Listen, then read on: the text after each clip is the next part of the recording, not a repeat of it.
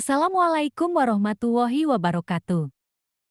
Seperti yang kita ketahui beberapa waktu lalu, insiden Rhoma Irama dengan kru Deep Purple. Kalian tahu nggak bahwasanya Pak Haji Rhoma Irama begitu kaya raya, ya seperti mempunyai pohon duit yang tidak berhenti. Berikut adalah 5 sumber kekayaan Haji Rhoma Irama.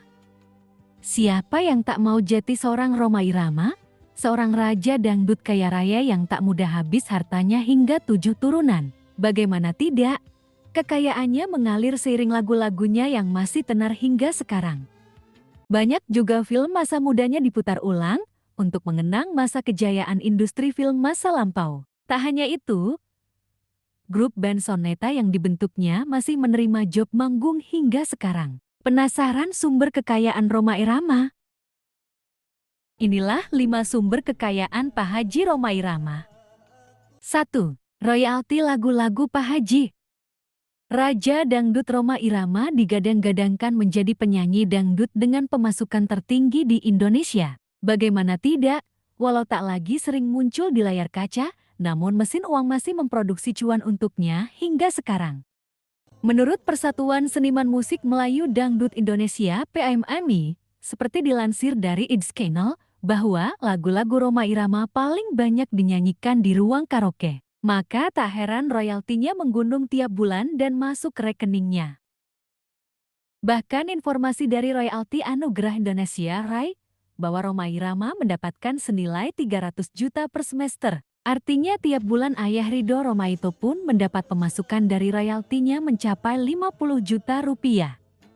Kabar terbaru yang dirilis pada tahun 2018 bahwa Rhoma Irama mampu menerima uang senilai 200 juta per bulan dari royalti lagu-lagunya tersebut. Bagaimana tidak, selama hidupnya Rhoma Irama menciptakan hingga 1000 lagu dan puluhan film di Indonesia.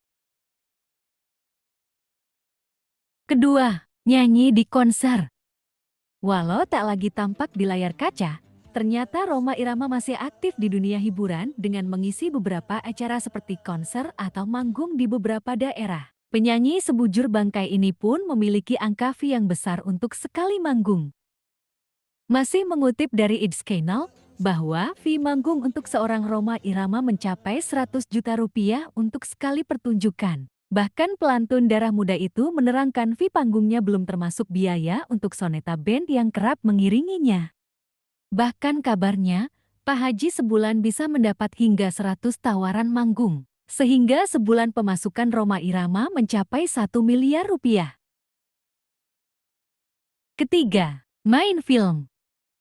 Sejak awal meniti karirnya di usia 11 tahun, Rhoma Irama tak hanya bernyanyi saja. Pria berusia 72 tahun itu pun sudah sering bermain film dengan beberapa artis kondang lainnya. Berdasarkan catatan, sejak awal karirnya, Rhoma Irama sudah membintangi lebih dari 20 film yang kini masih banyak diputar oleh televisi nasional. Pemutaran film yang dimainkan oleh Rhoma Irama itu pun membuatnya semakin kaya raya sebab ada royalti film yang akan didapat. Bahkan sejak muda, pendapatannya dari sebuah film pun cukup fantastis, hingga membuatnya terus memupuk kekayaan hingga sekarang. Salah satu filmnya adalah Satria Bergitar yang jadi ikon raja dangdutnya sejak dulu kala. Keempat, bisnis. Pandemi COVID-19 membuat banyak orang banting setir dalam menjalani usaha. Salah satunya juga Rhoma Irama, yang kemudian membuat sebuah bisnis di tahun ke-2021. Seperti kita ketahui, pada masa pandemik hampir semua lini bisnis hancur termasuk hiburan yang sangat sulit untuk melakukan aktivitas kerumunan dan di luar ruang. Sehingga para musisi, artis, dan event organizer pun hampir sulit mendapatkan pekerjaan. Rhoma Irama pun akhirnya membuat suatu lini bisnis yang diberi nama PT Soneta Rhoma Irama Sri yakni Soneta Official Band. Bisnis ini akan berfokus pada penjualan atribut Soneta Apparel, pendistribusian. Yang terbaru Sri akan berfokus pada produksi film, musik hingga video klip. Kelima, pesantren. Rhoma Irama merupakan seorang musisi yang sangat agamis. Bahkan pada awal 2022 Rhoma Irama mendirikan sebuah pesantren. Ternyata pesantren itu dibuatnya sebagai dasar keinginan yang telah dipendamnya sejak lama bahkan lebih dari 15 tahun. Menurut Rhoma Irama, pesantren itu diperuntukkan untuk anak-anak yang tidak mampu, putus sekolah, dan yatim piatu. Itulah dia 5 sumber cuan-cuan Pak Haji Rhoma Irama.